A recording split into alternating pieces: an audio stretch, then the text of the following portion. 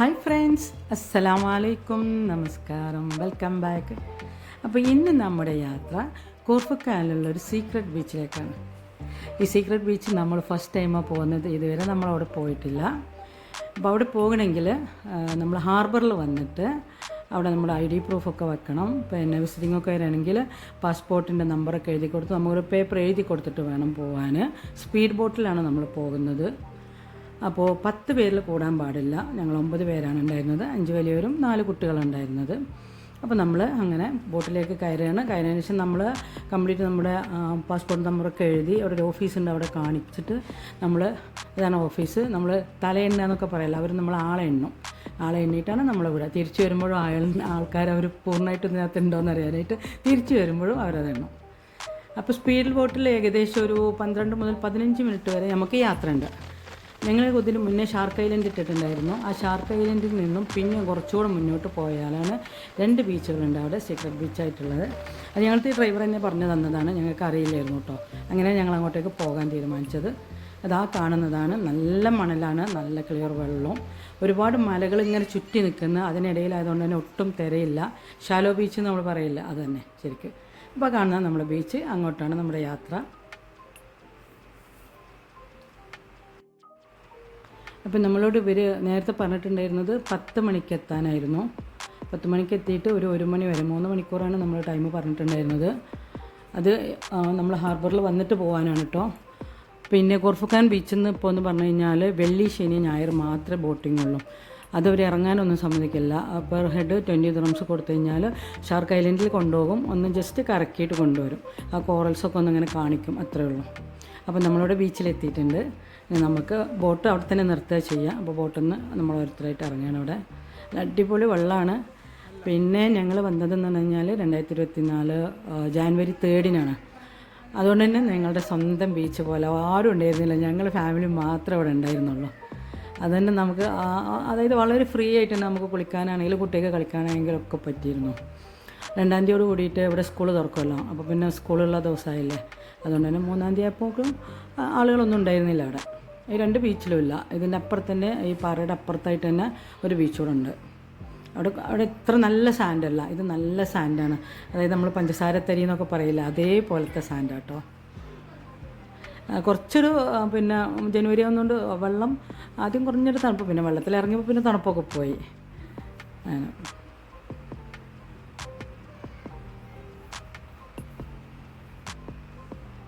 കുറച്ച് വെള്ളം നമ്മൾ കഴിക്കാൻ എന്തെങ്കിലുമൊക്കെ ഉണ്ടെങ്കിൽ അതൊക്കെ കയ്യിലെടുത്തിട്ട് വേണം കേട്ടോ പോരാൻ. കാരണം അവിടെ ഒന്നും കിട്ടില്ല. അതേപോലെ തന്നെ ടെലിഫോണിന് റേഞ്ച് ഉണ്ടാവില്ല. അതുകൊണ്ടാണ് ഈ ബോട്ട് നമ്മളെ ആക്കിയിട്ട് അവർ ഒരു ഭാഗത്ത് അവരുടെ ബോട്ട് കഴുകാനോ മറ്റോ ആയിട്ട് അവർ നിർത്തിയിടും. ഞങ്ങളുടെ ഡ്രൈവർ അതാ കാട്ടിയത്. മലയാളിയായ ഒരു ഡ്രൈവർ തന്നെയായിരുന്നു, കണ്ണൂരിലുള്ള ഡ്രൈവറായിരുന്നു ഞങ്ങൾക്ക് ഉണ്ടായിരുന്നത്.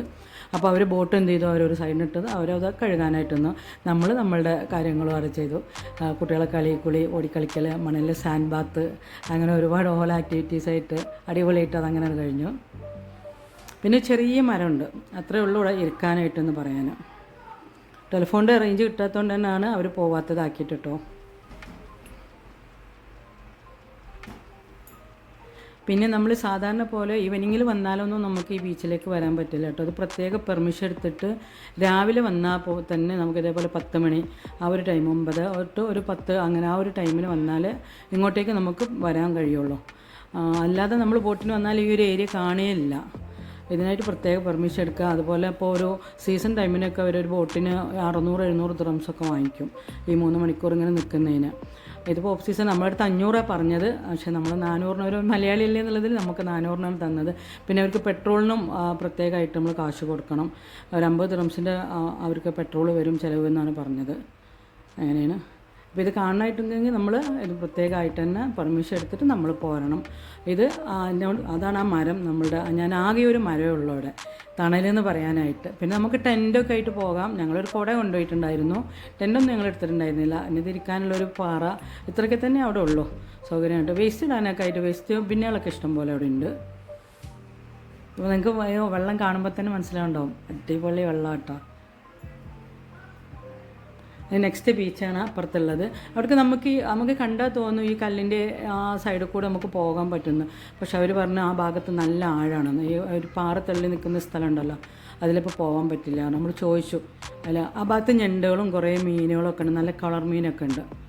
ഇതാണ് രണ്ടാമത്തേത്. അവിടെ കുറച്ചുകൂടെ ഒരു എന്താ പറയുക, കുറച്ച് കല്ലും ഇതേപോലത്തെ സാൻഡല്ല, കുറച്ചുകൂടെ റഫായിട്ടുള്ളതാണ്. അതുകൊണ്ടാണ് നമ്മൾ ഈ ബീച്ചിൽ ആദ്യം ഇറങ്ങിയത്.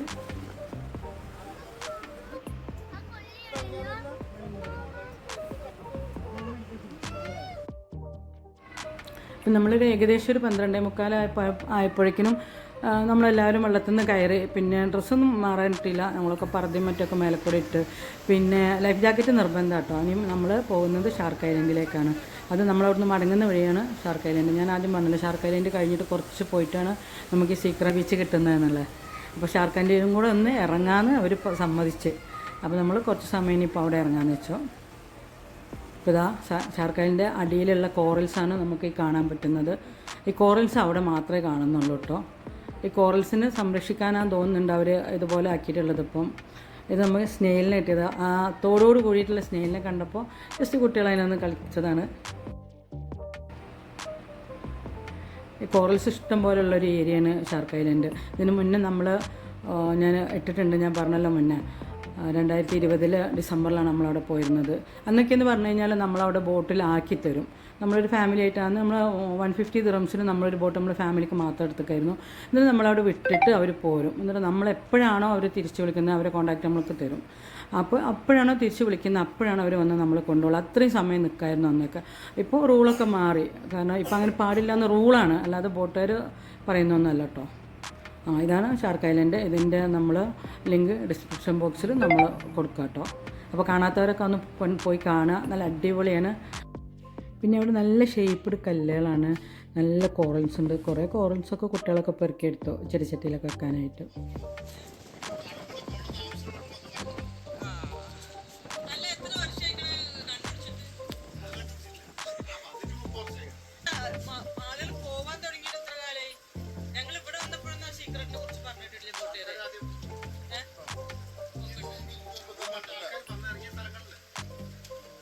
നമ്മൾ പിന്നെ ഷാർക്ക് ഐലൻഡിൻ്റെ വീഡിയോ മുന്നിട്ടിരുന്നു. അത് കണ്ടിട്ട് എൻ്റെ ഫ്രണ്ട്സും റിലേറ്റീവ്സും ഒക്കെ പറഞ്ഞിരുന്നു, അവിടെ ഉള്ളവരൊക്കെ അവിടെ പോയി കണ്ടിരുന്നു, അടിപൊളിയെന്ന് പറഞ്ഞിരുന്നു. അപ്പോൾ ഞങ്ങളിതുപോലെ സീക്രട്ട് ബീച്ചിനെ കുറിച്ച് പറഞ്ഞപ്പോഴാണ് എന്നാൽ വേഗം വീഡിയോ ഇട്ടോട്, ഞങ്ങൾക്ക് എന്നിട്ട് വേണം അവിടെ പോകാനും കാണാനൊക്കെ എന്ന് പറഞ്ഞിട്ടുണ്ടായിരുന്നു. അപ്പോൾ അതുകൊണ്ടാണ് നമ്മൾ വേഗം വീഡിയോ ഇടുന്നത്, അല്ലെങ്കിൽ നമ്മളിത് എഡിറ്റ് ചെയ്താവാൻ ടൈം എടുക്കും. അങ്ങനെ ഷാർക്ക് ഐലൻഡിൽ 1/4 മണിക്കൂറോളം നമ്മൾ നിന്നു. അതിനുശേഷം നമ്മൾ മടങ്ങുകയാണ്. അപ്പോഴേക്കും ടൈം ഏകദേശമായിരുന്നു. ഒരാൾക്ക് ഇന്ന് രാത്രി നാട്ടിൽ പോകാൻ, അന്ന് രാത്രി നാട്ടിൽ പോകാനുണ്ടായിരുന്നതാണ്. പിന്നെ കൊണ്ടുപോയ ഫുഡൊക്കെ ഏകദേശം തീർന്നു. പിന്നെ വിശക്കാനും തുടങ്ങി. അപ്പോൾ പിന്നെ നമ്മൾ ഏകദേശം, പിന്നെ ഡ്രൈവർ അടിപൊളി ഡ്രൈവറായിരുന്നു കേട്ടോ. ഒട്ടും തിരക്കൊന്നും കൂട്ടിയിട്ടില്ല, പറഞ്ഞ ടൈമിനേക്കാളും കൂടുതൽ നമ്മൾ നിൽക്കുകയും ചെയ്തു. അപ്പോൾ മൂപ്പരൊക്കെ നല്ല അതായിരുന്നു. അപ്പോൾ നമ്മൾ ഇനിയിപ്പോൾ തിരിച്ച് ഹാർബറിലേക്ക് വന്നിട്ട് ഇനി നമ്മൾ നേരെ തിരിച്ച് ഫുഡ് എന്തെങ്കിലും കഴിച്ചിട്ട് വീട്ടിൽ പോകാനുള്ള പരിപാടിയാണ്. അപ്പോൾ നമ്മളിത് ഹാർബറിലേക്ക് എത്തിക്കഴിഞ്ഞു. അപ്പോൾ നമ്മൾ തിരിച്ച് വരുമ്പോഴും അവർ ഓഫീസിൽ വന്ന് കാണിക്കും, നമ്മൾ കൈ വീശിയിട്ട് അതിന് ശേഷമാണ് നമ്മൾ ഇറങ്ങിപ്പോകുന്നത്. കാരണം പോയിട്ടുള്ള ആളുകളെല്ലാവരും ഉണ്ടോ എന്നുള്ളതാണ് നോക്കുന്നത്. അപ്പോൾ വീഡിയോ എല്ലാവർക്കും ഇഷ്ടമായി വിചാരിക്കുന്നു. മറ്റൊരു വീഡിയോ ആയിട്ട് വരുന്നവരേക്ക് എല്ലാവർക്കും അസ്സലാമു അലൈക്കും. Thank you for watching.